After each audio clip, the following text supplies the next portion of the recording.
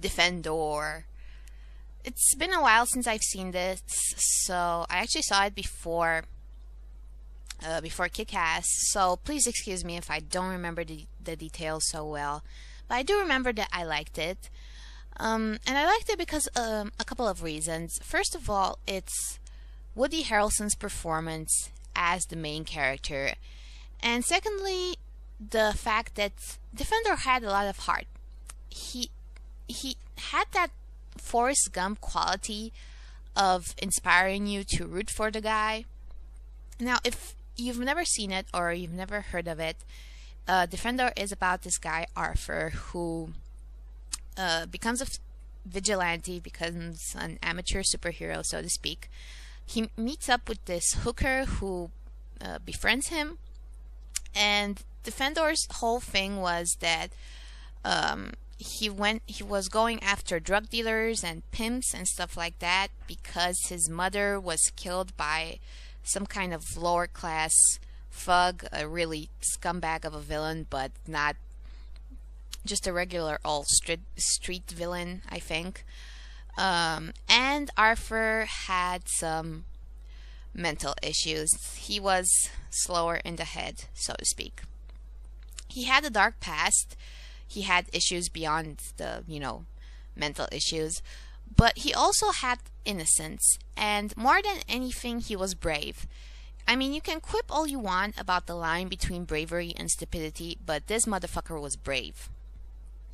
And the team that made the movie was also really clever about spinning a lot of superhero cliches on their head and giving Defendor his own gadgets. But these gadgets were like the stuff that kids would come up with, but only if they were super smart, hardcore kids. Now, outside of Defendor, the movie has a lot of jaded, kind of dark characters, including the hooker drug-addicted sidekick that he gets. But they're not as developed as Defendor himself, although their dark nature and their bleakness make Defendor's inner light shine even brighter, so they exist kind of to contrast with the main character. The one thing I will fault the movie for is that it has a pretty mundane storyline. It's probably a little too bleak at times for its own good. It doesn't have the traditional happy ending, and it doesn't have action. It's really the anti-superhero movie from that point of view. And I think of it as closer in spirit to Watchmen than any other commercial superhero movie. It reinforces and highlights the idea that you really do need to have some kind of mental disability to believe that you can be a superhero. And, as a fan of superhero stories, I don't entirely agree with that, and I don't really think that it's something that, everybody can stomach. But like I said, I liked it. I consider it more to be a superhero drama than anything else.